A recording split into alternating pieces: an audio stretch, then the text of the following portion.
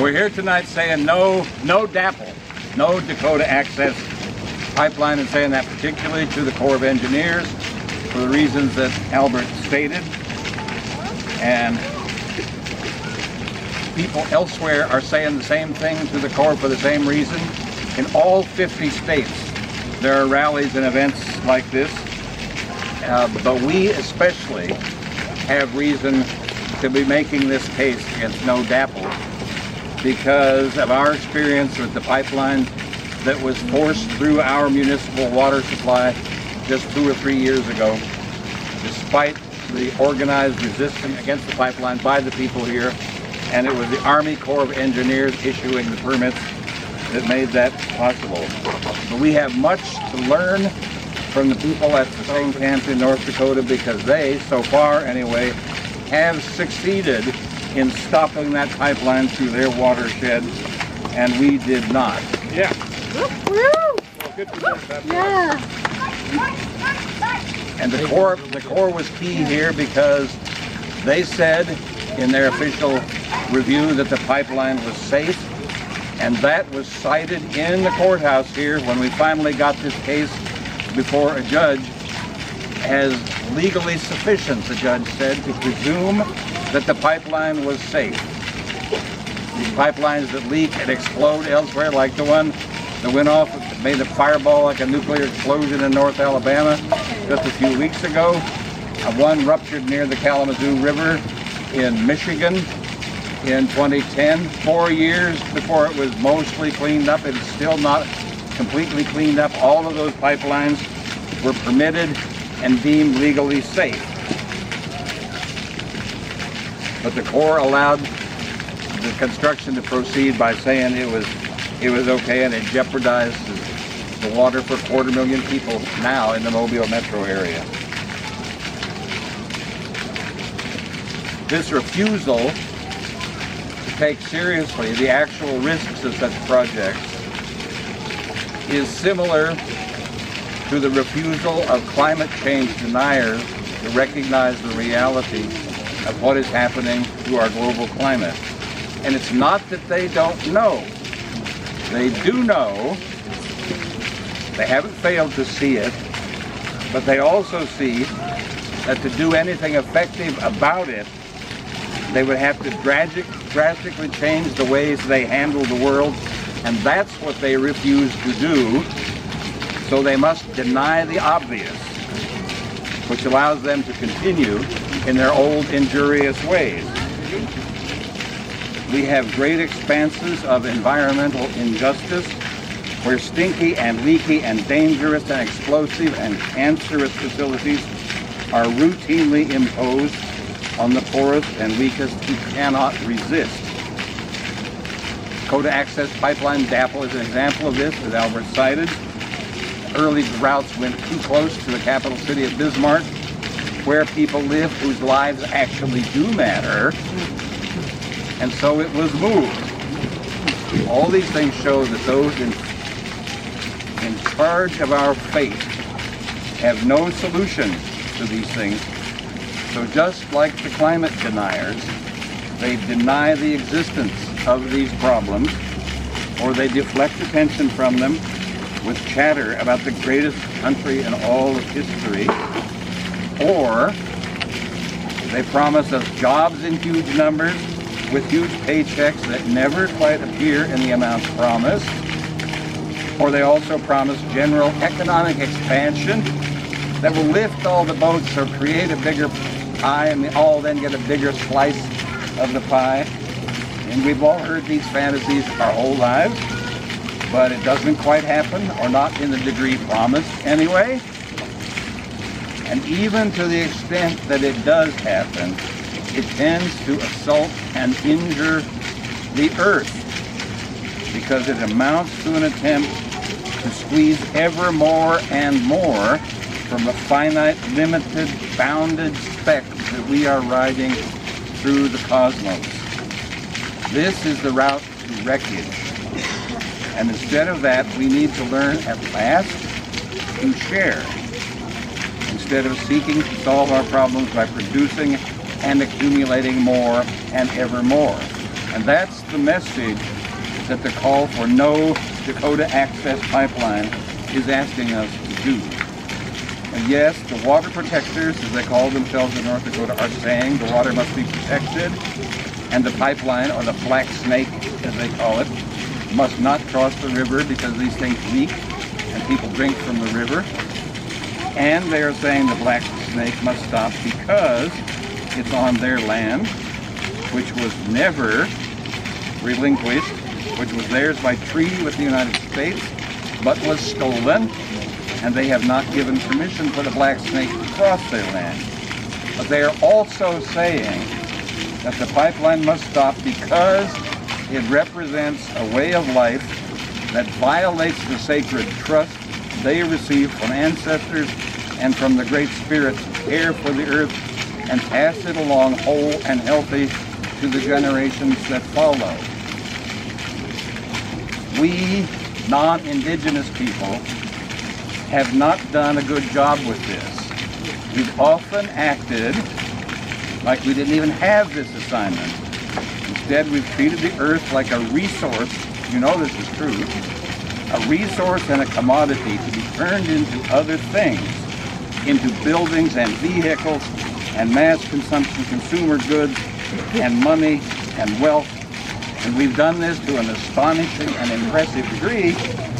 And our new president is a goldly glittering prime example of this. It takes energy to do such things, and that too has been gouged out of the earth and burned, principally coal, gas, and oil, which turns the air we breathe into a sewer where we dump the results of all this combustion. That's what these balloons represent. And this is somewhat scientific, and it comes from consulting maps of what happens if the ice melts and the sea level rise. This balloon is sea level, not hurricane storm level, sorry, sea level. If the ice in Greenland and North America. That balloon is sea level if the South Pole, the Antarctic melts. Look at where the balloons are and think of where you are. And those in charge of our fate have done nothing effective to prevent this. Remember, it was scarcely even mentioned by the candidates or the media during the presidential campaign. It stumbled ahead like the Walking Dead for over a year and never spoke of this. The Paris International Climate Agreement, reached last year with great praise and celebration, is insufficient. It allows continuation of practices that would permit too much warming to preserve the polar ice, and it's deliberately unenforceable anyway. It's voluntary. And Donald Trump has proudly said one of his first acts as president will be to cancel U.S. participation in the climate agreement. And he also intends to approve every pipeline and oil drilling and coal mining desire that has been denied or delayed by popular resistance during the Obama years. All of it. So these are the sea levels that we will bequeath to the seventh generation from now, which is the standard that the elders at the Water Protectors Camp in North Dakota say we should use as our guide to behavior. And it might not even take 7 generations for this to happen, perhaps 3 or 4. To prevent this, we must reconceive the way we view our presence and our conduct on the earth. And this will be a long, slow, wrenching, philosophical challenge, but it must be done, and it must begin now. And at the same time, there are countless small, practical steps we can take toward changing directions. One thing you can do, if you have a bank account at any of the local banks that are helping to finance this project, you can go there and say, no thanks, I'm pulling my money out, I want you to stop. This is a list of those banks, and they include Wells Fargo, lots of branches here, BNP Paribas that has 1, Compass Bank, BBVA Compass, and PNC Bank, all active in the Mobile area. and all active in financing this Black Snake project in North Dakota or other pipelines that connect to it, and will bring that product here to be refined and exported through ports like Mobile. And we can do things like go to the meetings where the BP money is being passed out. Billions of dollars in fines and compensations from BP's oil spills being distributed along the Gulf Coast, supposedly for restoration and recovery from the damage done. But in fact, much of it is being used, or the people in charge want to aim it towards reproducing and actually enlarging the oil economy that led to this disaster. They want to use it to deepen and widen the ship channel in Mobile so they can get bigger and more oil tankers in and out. They want to use it to build more bridges and highways so more oil can be burned in vehicles and replicate and expand the conditions that led to the disaster in the first place.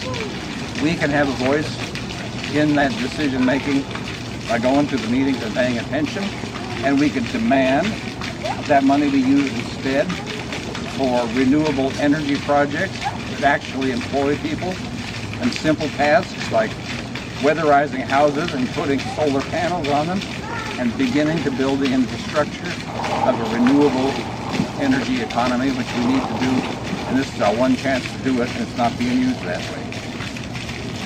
These are just a few examples of the many things we can do.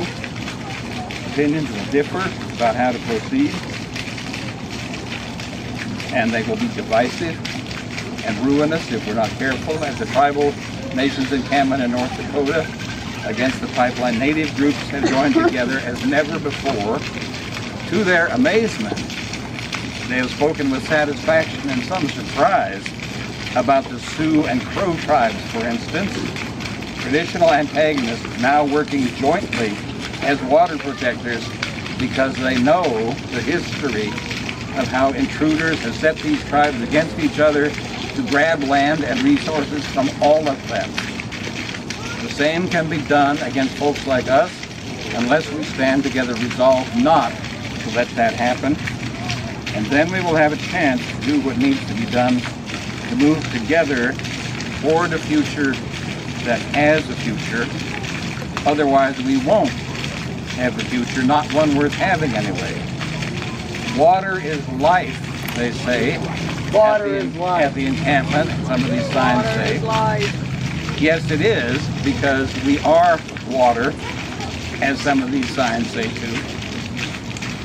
And by being defenders and protectors of water, we are protecting and defending ourselves. Ashes to ashes and dust to dust. This ancient saying is true.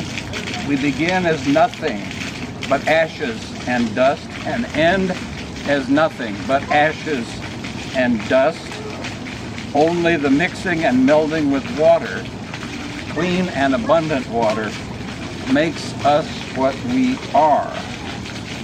We are mostly water, and that is not just a manner of speaking or a poetic flourish. We are actually water. Water that stood up and walked. Water that learned to think and talk. And tonight, we're water that's walking down to the U.S. Army Corps of Engineers building to tell them to do what an Army's supposed to do, which is defend and protect us. And that's just the first step of what we're going to do, because we are water that has learned to think and talk and to act on that thought and talk.